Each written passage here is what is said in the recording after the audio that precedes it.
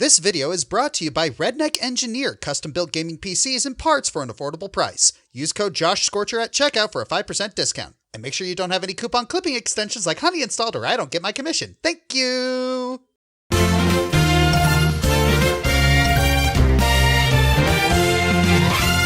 It's me, Mario!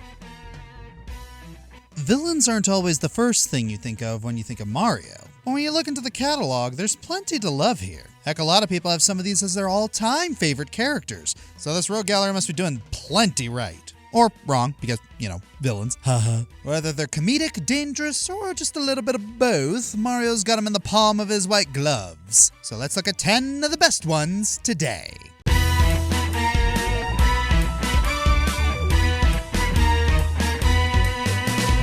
Obviously, we must start our Mario's Rogues Gallery with a Luigi villain. When Mario's nemesis is the king of the Koopas, Green Stash is dealing with another king, King Boo. Nintendo's got a thing for giving almost every enemy a king variant. Goombas, Bob-ombs, Lakitus, Shy Guys, Womps, Pokies. All of these are essentially just the enemy, but as a boss. Usually bigger and with a crown. So what does King Boo do to stand out from the crowd? Well, his first appearance being a starring role as a big bad helps. Wrong King Boo. No, not that one either. Ah, there we go. Luring Luigi to his haunted mansion, this sinister specter plans to trap Luigi in a painting, and as it turns out, he's already taken the initiative and gotten rid of Mario beforehand. Yeah, no funny business. King Boo took out Mario. Move over, Mario's missing. This is how you do it. And unlike most other Mario villains, King Boo has consistently played deathly serious. He's a complete psychopath who psychologically tortures Luigi just for kicks. His hatred would only grow as, come the sequel, he goes as far as shattering the Dark Moon, nearly causing the universe to implode due to all the supernatural chaos, just out of spiteful vengeance against Luigi. When you really look into what King Boo is and what he does, it's clear just how utterly unhinged he be. He's got stiff competition in the evil department, as we'll soon see, but for a mainstay, it's shocking how consistent the scale of his villainy goes. Forget go-karting with Bowser, how this guy gets consistent invites to all the sporting events is beyond a mystery.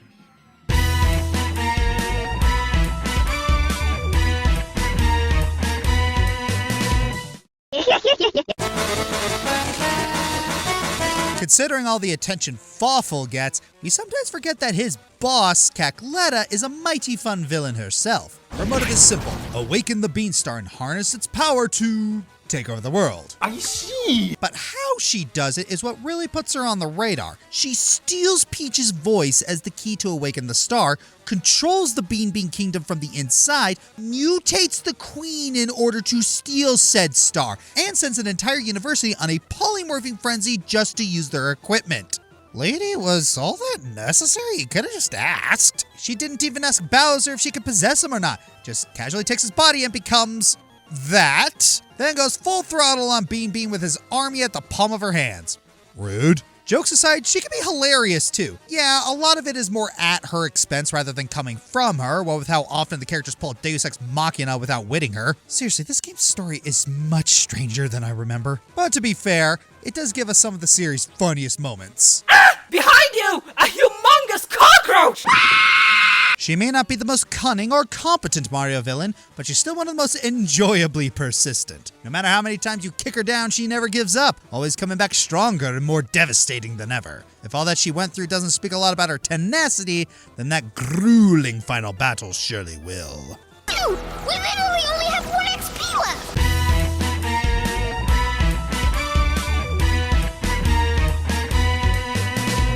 I'll crump with you, sweetie pie.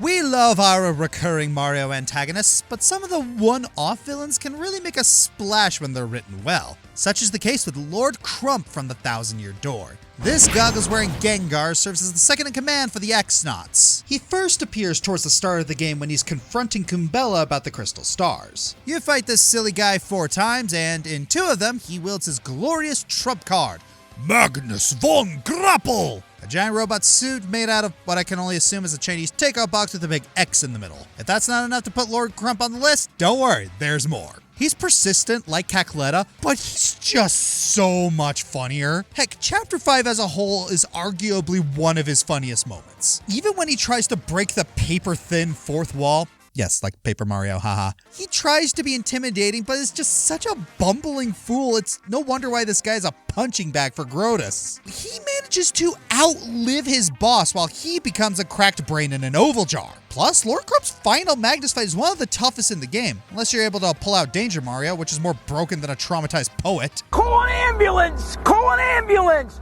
But not for me! I'm in danger! Lord Crump may be the recurring enemy trope where he just won't die no matter what happens, but he's so tenacious and enjoyable, it works well. In a game where you have enemies like Rawkhawk, Dupless, and Bowser himself, it can be tough to stand out. But Lord Crump manages to do it with his persistence, comedy, and capability to put up a fight. Oh, and the giant robot. Chicks dig the robots, what can I say?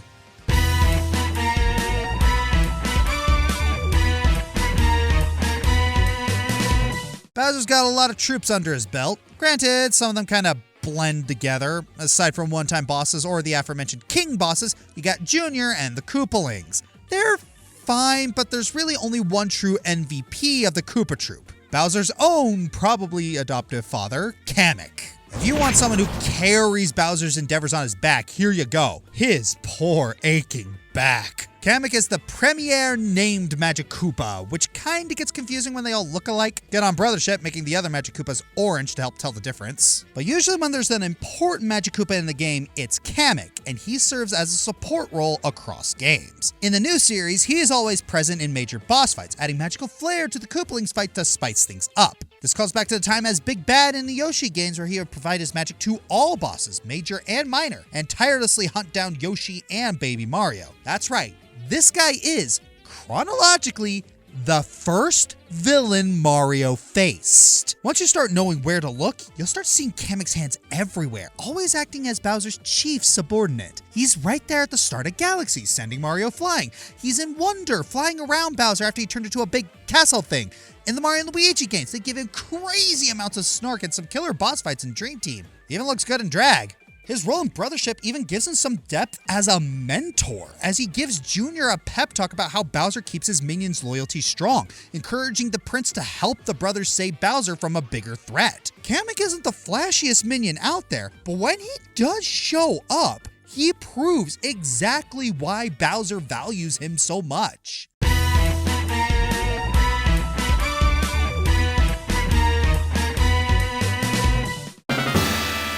They are aliens. Savage aliens from the savage future. The Shroobs are, in layman's terms, the evil version of your average friendly toads. Barbaric parasites that invade the Mushroom Kingdom to expand their empire under the command of their princesses. Looks like someone beat MatPat to that fungus theory. Oh, and when I call these guys barbaric, I mean they are gruesome. Just look at the handful of stuff they do.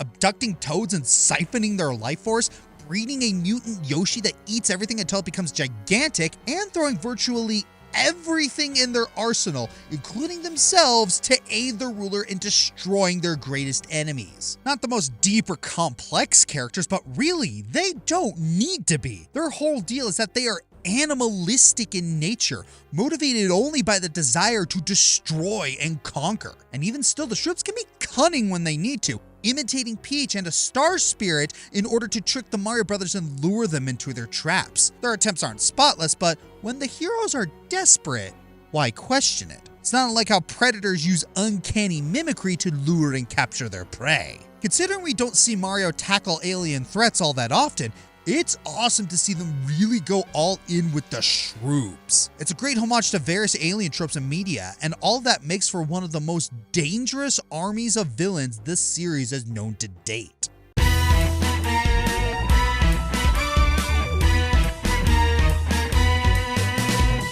Master of Dimensions, please all of crowds, the one, the only, the Master Showman himself, Dimentio!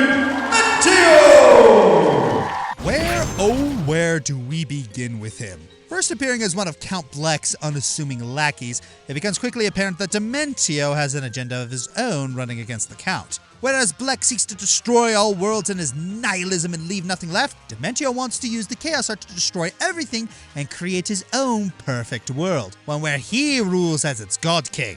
And he's dang good at manipulating everything behind the scenes, playing the whole cast like puppets dancing to his mad tune.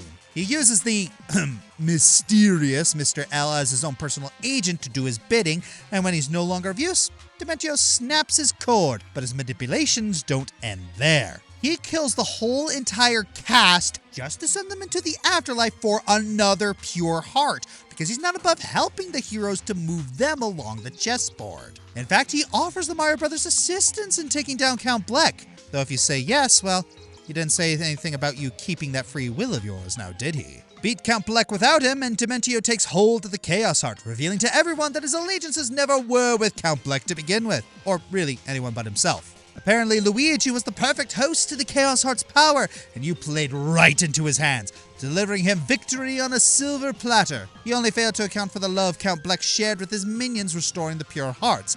He came that close to winning. Interestingly, if you look deeper in the game's lore, you can learn that Dementio was the one to approach Bleck and offer his services, and coincidentally, someone exactly like Dementio was described in the Dark Prognosticus. The implications of this hint that Dementio was playing a much, much longer game than we actually see. Dementio has garnered quite the cult following, and his reputation as one of Mario's best foes is established for good reason. He's got practically everything you want in a good villain, and the only thing that keeps him from getting higher is the fact that we don't have a lot of him.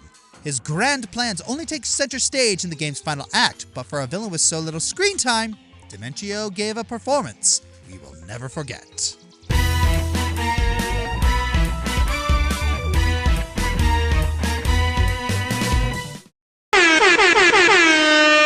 Yeah, you knew this was coming. Hello, Fiery Joker fans. I'm here to continue spreading the good word of the one Mario villain mastermind to surpass them all! He's number 4.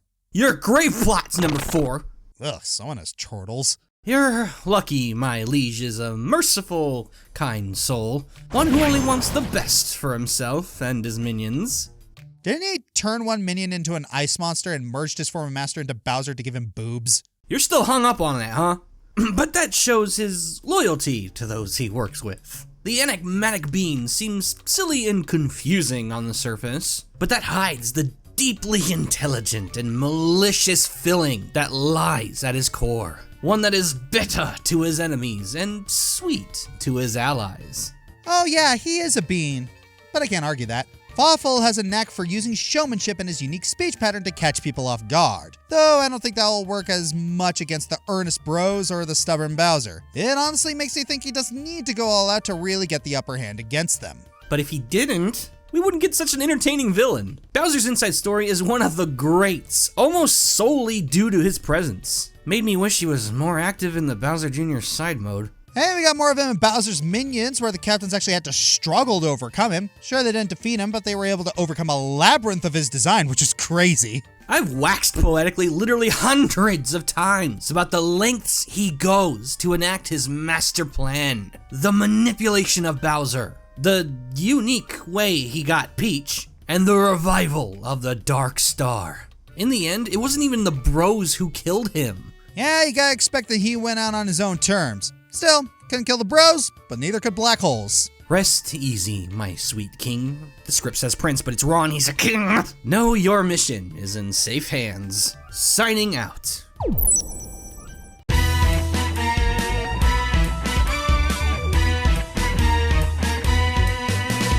You thought Kirby was Nintendo's only happy-looking franchise with a slew of horrifying final bosses? Mario definitely doesn't fall behind in that regard. With the likes of Smithy, Darkstar, and the Shadow Queen, the series is not short on world-ending threats whatsoever. Brothership 2 has an evil deity to call its own, fed with the essence of discordance and isolation by its herald Zocket. What is this creature? Does it bear its fangs as fiercely as other monsters? Well, once it finally hatches from its egg, it's revealed that the deity is an overgrown iPad baby. Interesting. Yeah, the god of isolation Reclusa is not like any other evil deity the series has had before. Rather than commanding a grand presence with an animalistic desire for destruction, he's a spoiled, entitled man-child who takes pleasure in tearing apart entire worlds by driving its people into seclusion. Yeah, let's be real here. If someone spends a whole immortal lifetime all alone with no one to talk to, no one to learn from, or to be inspired by, and all they do is find ways to entertain themselves, they're gonna wind up like this. He thinks he got sick of watching one too many shows where power of friendship is the solution. That is relatable! What Reclusa lacks in cunning and intellect, he makes up for with sheer power. The moment he wakes up, all of Concordia is engulfed with his essence. In a mere gesture, he has all of Fortress Zocket wrapped around his vines. Up to this point, we see Zocket and the Extension Corps sever bonds by making people antisocial and uncomfortable. And all of that came together in Reclusa's twisted little VR program, where everyone gets numbed by his dream flowers and made to live in their own perfect paradise. Away from the strife of real life, just stay happy alone forever. No friends, no exercise, no food. What is wrong with you? Go outside! What makes Reclusa so special, even when compared to other Mario villains, is just how personal he gets. He doesn't just appear at the last minute. He gets a lot of time to taunt our main characters, endanger the friends they made along the way, and even make them experience Naruto Arkham 5 Royal directed by the Wachowskis. It takes a firm bond between bros to suppress his power, so there ain't no way Mario or Luigi can take him on solo. Speaking of fighting him, boy, is that finale a marvel. First off, props for not getting upstaged by Bowser. Second, we made illusion bosses too early. And third, just look at these attacks. Swiping you down as a giant tree, studying your movements behind an agile spiky barrier, freezing a brother and forcing the other to protect them, and many ways of using clone jutsu. I so wish this boss had more HP because there's so much going on here that we deserve more time to take it all in. Between his rambunctious design and personality, an incredible display of devastation, ample spotlight, and creative boss fight, Reclusa is a near perfect villainous package. Sure, we may prefer our share of deeper and more complex villains, but when it comes to pure evil, even some of Mario's greatest can only kneel to this monitor-headed menace. Oh, and fun fact, Nintendo actually had to reel back aspects of this character because some of the original concepts for him were too dark. So if Super Paper Mario got away with what it got away with, one can only shudder imagining what lies hidden in those circuits.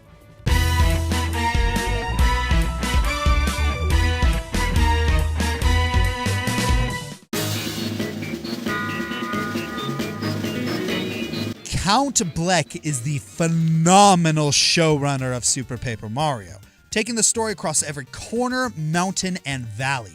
He shines with an exquisitely refined yet dark design, making you almost respect him as an elite figure. His dialogue is just as sophisticated, with some internal struggle third-person lines post-Crash Out. His motive? Destroy the world. Oh, I see. Count Bleck decides he wants to play classic JRPG villain, leave every particle, every dimension in complete ruin. Why do something so unthinkable? It so happens that your amnesiac companion Tippy is the scrappily revived edition of Count Bleck's lost love, Timpani. Bleck, or Lord Blumiere, was the son of a powerful man in the Tribe of Darkness, who met the human lady after a near-fatal accident. Is this a human's home? Don't wiggle like that. I found you at the cliff base. You took quite a fall. You're a human, correct? I don't repulse you. I am of the Tribe of Darkness. Why would that matter?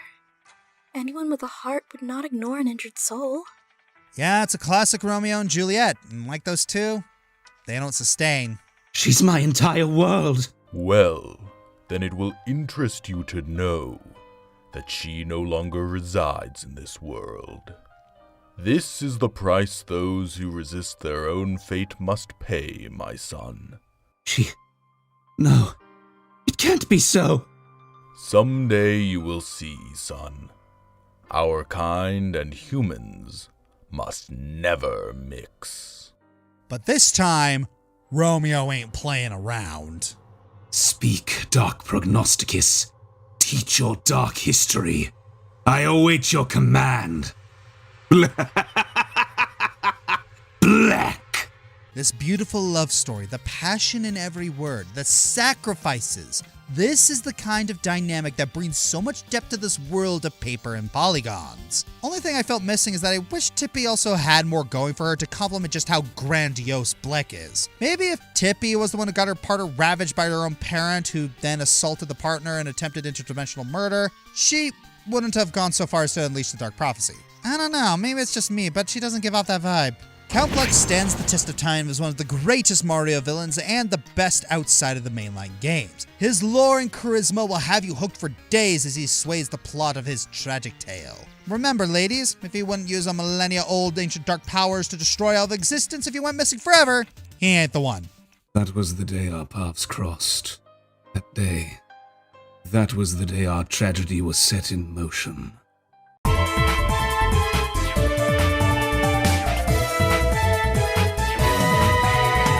Madam Grape, Princess Peach Showtime. About friggin' time Peach gets a nemesis, and hey, she's got taste. Axum Rangers, Super Mario RPG. Admit it, Mario Bros. Z made us big fans of these guys. General Guy, Paper Mario. All of them are called, he wants his clunky Pikmin AI back. Phantasma Dream Team. Cool design, great boss fight, threatening in the first act.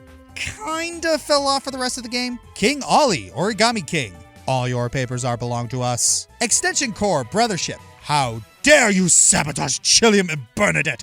You deserve capital punishment for that! Or community service. That's fine too.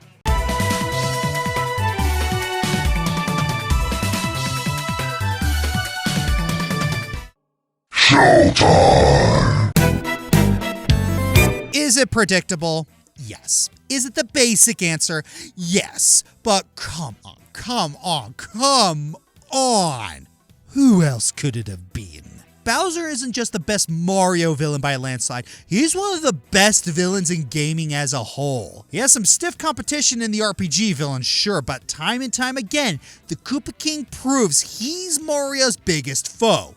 Literally. Starting off as a standard beast guarding the princess, Bowser's only gotten more persistent over the years. He's always got a new scheme coming, and no matter how many times he's beaten, Bowser will always have a little cry, pick himself up, dust himself off, and try again. He's as tenacious as they come, and that's just talking about the main series. In the RPGs, Bowser's not only a riot brimming with personality, but he's often helped save the day against other villains out of a desire to prove himself the biggest and baddest of them all. He can be portrayed as super goofy, but he's also been portrayed as a genuine threat who can more than back up his boasts. Even in other spin-offs, Bowser isn't slacking. Mario Party's the big one. Bowser is an ever-present nuisance in these games and is the reason they often have the reputation they do. Land on the Bowser space at your own peril, because whatever's about to happen is most certainly bad news for everyone involved. But just because he's a bad guy doesn't mean he's a bad guy. Quite the opposite. Bowser treats his army like a massive family, and if the RPGs are to be believed, his men genuinely look up to him. Sure, he spoils them a little bit, but he's still a good father to Bowser Jr. Whatever he's doing, he makes sure his son gets to join in on the fun. But he doesn't let him do whatever he wants. After all, he responsibly regulates his son's gaming. He has plenty of great fatherly traits. Bowser is the king for a reason. He's done everything a villain should and then some. He's the best nemesis Nintendo's mascot could ever ask for, and we wouldn't have him any other way. I'm Josh Scorcher, and next time we close out Mario Month with the best chapters in the Red Plumber's career. Cut!